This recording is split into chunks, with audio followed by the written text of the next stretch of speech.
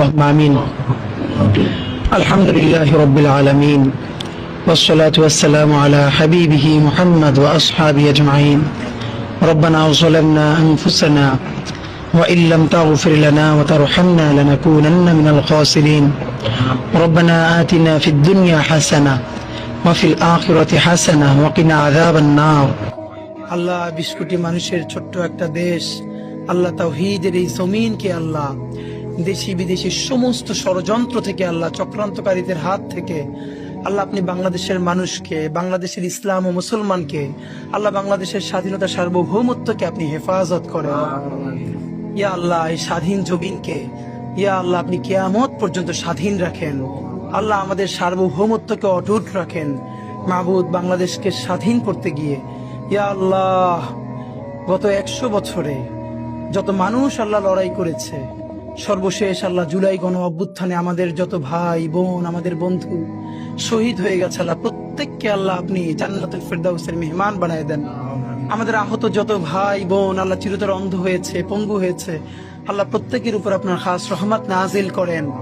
ইয়া আল্লাহ একটা নতুন বাংলাদেশ বিনির্মাণের আকাঙ্ক্ষায় আল্লাহ যারা দিন রাত পরিশ্রম করছে, একটা দুর্নীতিমুক্ত রাষ্ট্র গড়বার স্বপ্ন দেখছে, ইয়া আল্লাহ এই ছোট্ট দেশটায় আল্লাহ মানুষ নিজের জানের চেয়েও নিজের দেশকে ভালোবাসে। আল্লাহ একটা দুর্নীতিমুক্ত দেশ গড়বার তৌফিক এবার আপনি আমাদেরকে দেন। আল্লাহ সমস্ত ধরনের অন্যায় মুক্ত একটা ইনসাফের বাংলাদেশ গড়বার তৌফিক দেন। আল্লাহ আমাদের স্বাধীনতা সার্বভৌমত্বের প্রতীক, আল্লাহ আমাদের সকলের রাজনৈতিক অভিভাবক আল্লাহ বেগম জিয়া, আল্লাহ উনি আমাদের স্বাধীনতার শির দ্বারা। আল্লাহ আমরা যখন বুঝতাম না পুরো বাংলাদেশে একজন মানুষ যদি স্বাধীনতার পক্ষে আল্লাহ মেরুদণ্ড সোজা করে দাঁড়িয়েছিলেন, উনি আমাদের বেগম জিয়া। আল্লাহ উনি চরম অসুস্থ অবস্থায় আছেন। আল্লাহ আমাদের প্রাণের অভিভাবক বেগম জিয়াকে আল্লাহ আপনি সুস্থ করে দেন। আল্লাহ বাংলাদেশের সামনে আরো কঠিন সময়, এই কঠিন সময়ে ওনার বেঁচে থাকা খুব দরকার।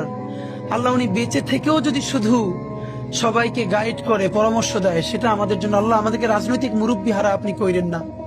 আল্লাহ উনি বাংলাদেশের দল মত নির্বিশেষে সকল মানুষের রাজনৈতিক অভিভাবক।